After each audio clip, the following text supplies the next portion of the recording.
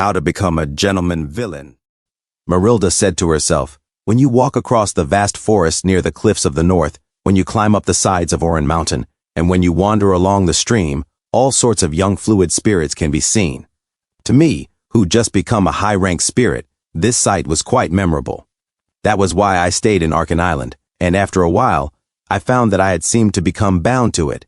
To me, who had come to love the northern forest at some point, humans were beings that I was not sure how to handle. Cycles of peace and conflict had repeated for a long time. There were times when we joined forces to prevent the disasters that approached the island, and there were times when I'd grow angry towards the humans for their excessive logging and hunting. Marilda said, I can't understand humans. Sylvania Robbia said, it's only natural that there would be many spirits who find it difficult to connect with humans. The time allotted for humans is short, so they always seem too rushed for spirits to understand. Marilda said, you talk as if you aren't one of them. Marilda said to herself, but if I were to pick out a particularly notable person that remained in my mind. Marilda said, to me you're no different. It would be this girl. She, who was praised as a great sage in the distant northern lands, was the most peculiar of them, and was shunned for having researched forbidden magic. Marilda said, what are you doing? Sylvania Robbia said, here, as she took something out of her bag, as she held a hammer and said, I'm going to build a school. Well, it'll be tiny, but I want to teach magic and basic combat. Maybe some alchemy on the side, too. Marilda said, you really seem to have plenty of time, huh? Sylvania Robbia said, no, I've always said this.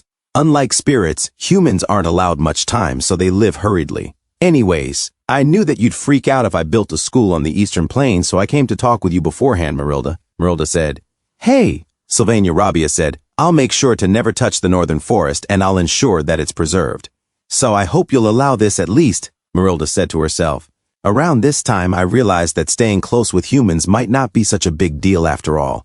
Rather than being an island of academics, the view of Arkan Island back then was still much closer to a land of nature. However, the time of spirits flows faster on a different level than the time of humans. With how much time has passed, Arkan Island has changed a lot. Seeing the students truly makes me feel the flow of time. The Academy Combat Division has produced numerous renowned generals and strategists. The Alchemy Division not only excels in creating potions, but also teaches magic engineering, apothecary, smithing, and magical organisms. The Magic Division has even produced mages that can use highest rank magic. Though they are more of an exception, the flow of time and the development of knowledge can happen so quickly despite its brilliance. Marilda said, the world moves without me once again, as it always has.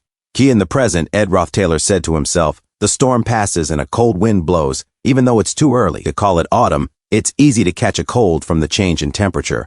Of course, with my body in this state, I'm not in much of a position to worry about the cold. I can't put much strength into my left leg either.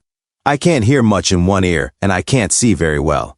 My fevers alternate between low and high, and my body constantly experiences shivers. It was a peaceful rest, but of course it didn't last long. Belmaya said, what? As she chopped onions without crying. She looked at Ed Taylor outside and said, did you call me? Ed Taylor said, nothing, don't worry about me. I just heard something funny. Marilda, it's something the spirit I'm contracted to told me.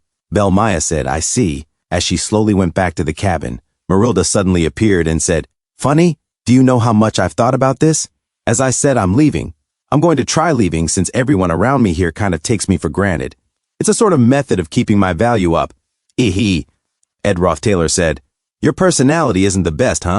Marilda said, if I suddenly disappear and there is no one left to take care of the northern forest, the water spirits and low-level spirits will finally freak out a little.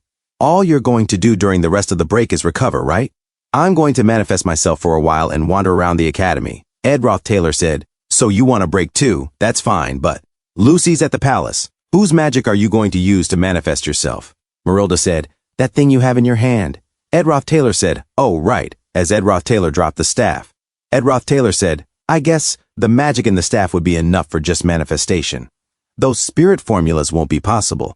As Marilda took the staff and said, you don't mind if I leave for a bit? That maid is taking care of you anyways. Oh, maybe you're actually having some perverted thoughts, but because I'm around, you're hiding your desires. Aha. I love how it feels to touch the earth when I manifest. As she changed to her human form, she said, I'll be on a short trip, Ed. Stop groaning and go get some rest inside. Being like this won't make news from your family arrive any faster, the Ed Roth Taylor said, sigh. And he said to himself, as Marilda said, I prefer to focus on resting, but I don't feel so good since I essentially ran out of the Roth Taylor mansion. I heard that there was a fight over who would take me while I was out. Janica went back home to Pulan, as Janica sweated and said, Ed Roth Taylor said to himself, Clarice went back to the Holy Imperial Capital, and Lortel went to Oldek to finish some business. Till the very end, the one who persisted in wanting to take me was Princess Selaha. It was an attempt to twist the situation to be more advantageous to herself by using me. She tried to win me over with all sorts of promises, so refusing it all was a very annoying ordeal. But thankfully, that didn't last long.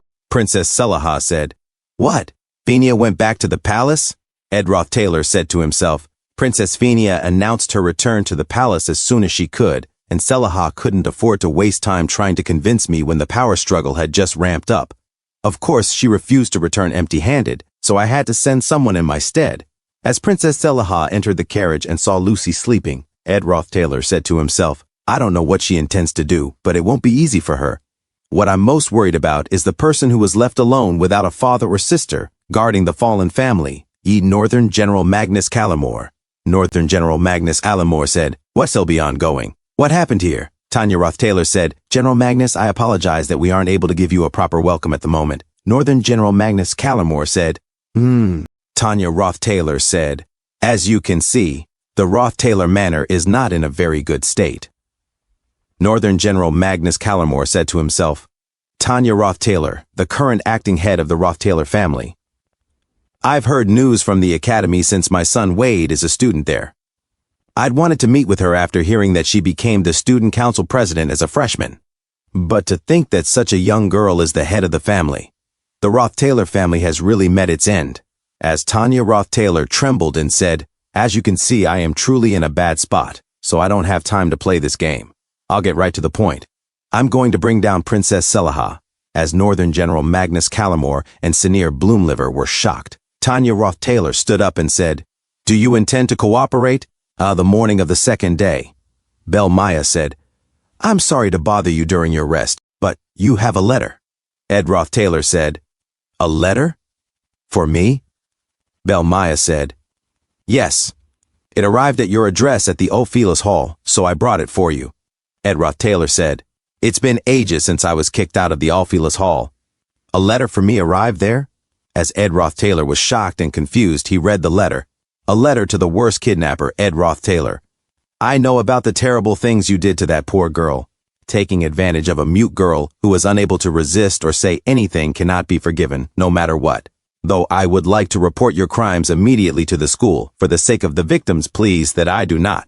If you come forward and beg for forgiveness, your punishment will be delayed. As soon as you receive this letter, come to Glock Hall immediately. Patriciana Bloomliver, Faculty of Magic. As Ed Roth Taylor dropped the letter and was confused, Bel Maya said, Have you kidnapped a girl recently? As Ed Roth Taylor was silent, Bel Maya said, Excuse me, and she walked away. Ed Roth Taylor said to himself, confused, Huh? Thank you so much for watching. That's all for now. If you enjoyed this video, please give it a thumbs up and consider subscribing to help me grow my channel.